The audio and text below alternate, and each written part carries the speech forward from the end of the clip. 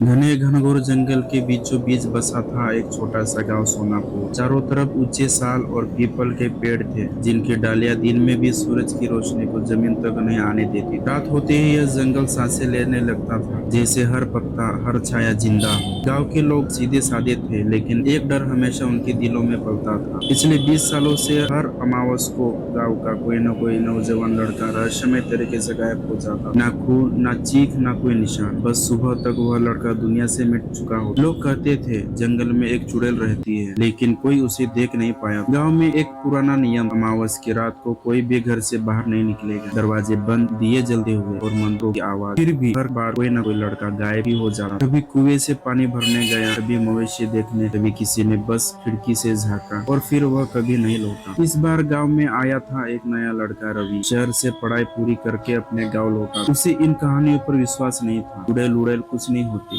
वह हंसते हुए बोला। गांव के बुजुर्ग ठाकुर रामदेव ने उसे चेतावनी दी, बेटा, जंगल को कोई हल्के में मत लेना। यह सिर्फ पेड़ नहीं है, यह भूखा है। रवि ने मजाक में टाल दिया। उस रात आसमान बिल्कुल काला था, ना चांद ना तारे। हवा अचानक ठंडी हो गई। रवि को नींद नहीं आ रही। तभी उसे लगा जैसे कोई धीरे धीरे उसका नाम पुकार रहा हो। रवि। आवाज मीठी, बहुत मीठी। वह खिड़की तक गया। बाहर जंगल के किनारे एक औरत खड़ी, लंबे खुले बाल, सफेद साड़ी, चेहरा अध छुपा। उसने हाथ बढ़ाया, रवि, मुझे रास्ता दिखा दो। रवि का दिल तेज धड़कने लगा, पर दिमाग ने कहा कोई मदद मांग रहा है। वह दरवाजा खोलकर बाहर निकल गया। जैसे ही रवि जंगल में दाखिल हुआ, पीछे से गांव की आवाजें गायब हो गई। पूरी खामोशी। औरत आगे आगे चल रही थी, उसके पांव जमीन को छू ही नहीं रहे थे। रवि ने पूछा, कौन है? वह रुकी, धीरे धीरे मुड़ी। उसका चेहरा आधा सुंदर, आधा सड़ा हुआ, आंखें काली, मुंह कानों तक फैला हुआ। मैं वही हूँ जो हर अमावस को तुम्हारा इंतजार करती हूँ। रवि चीखा, भागने लगा। जंगल के बीच एक पुराना शिव मंदिर था। वहाँ उसे ठाकुर रामदेव मिले। उन्होंने बताया, सालों पहले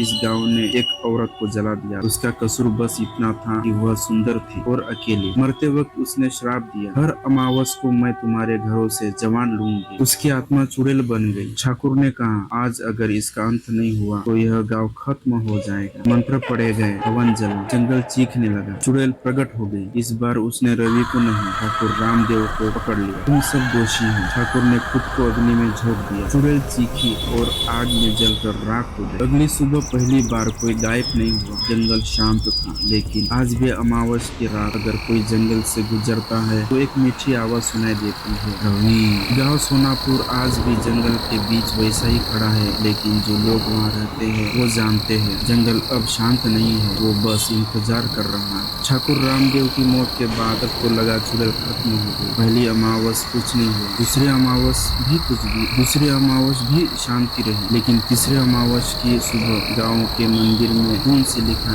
एक वाक्य मिला, मैं गई नहीं, मैं अब अंदर हूँ। किसी का खून नहीं बहा था, फिर भी शब्द ताजा था। रवि जिंदा था, पर पहले जैसा नहीं। वो रात को उठकर दीवारों पर उंगलियों से कुछ खरोचता रहता। उसकी माँ ने देखा, वो बिना आंखें झपकाए बस छत को देख रहा। रात उसने कहा, माँ, वो अब जंगल में नहीं रहती, वो हमारे सपनों में रहती है। इस बार गांव ने और कड़े नियम बनाए। हर घर में नमक की लकीर, नींबू मिर्च और हनुमान चालीसा। फिर भी रात 12:07 पर गांव के 3 घरों के दरवाजे अपने आप खुल गए। कोई बाहर नहीं गया, लेकिन सुबह 3 नौजवान अपने ही बिस्तर पर मरे मिले, आंखें खुली, मुंह फटा हुआ और गले में एक ही निशान, जैसे किसी ने अंदर से आत्मा खींच ली हो। अब वो दिखाई नहीं देती थी। वो शीशे में पानी में मुस्कुराती और माँ की आवाज में बुलाती। बच्चे रात में उठकर कहते, माँ आई है, वो मुझे जंगल ले जाएगी। रवि को पुराना कागज मिले। सच्चाई यह थी, जिस औरत को जलाया गया वो गर्भवती, उसका बच्चा कभी पैदा ही नहीं हुआ और मरते वक्त उसने कहा था, मैं माँ बनकर लौटूंगी और तुम्हारे बेटों को मुझसे दूर नहीं रख पाओगे। इस बार चुड़ैल ने नियम तोड़ा। उसने एक नहीं, पूरा घर चुना। रवि का घर। रात 3 बजे ये बुझ गया। दीवारों से बाल निकलने लगे। छत से उल्टा लड़का एक चेहरा। वो चुड़ैल नहीं थी, वो रवि की शक्ल में थी। रवि कभी बच्चा ही नहीं था। उस रात जंगल में वो पहला शिकार था जो गांव में लौटा। वो चुड़ैल रवि के शरीर में। सुबह गांव खाली था, सिर्फ जंगल के किनारे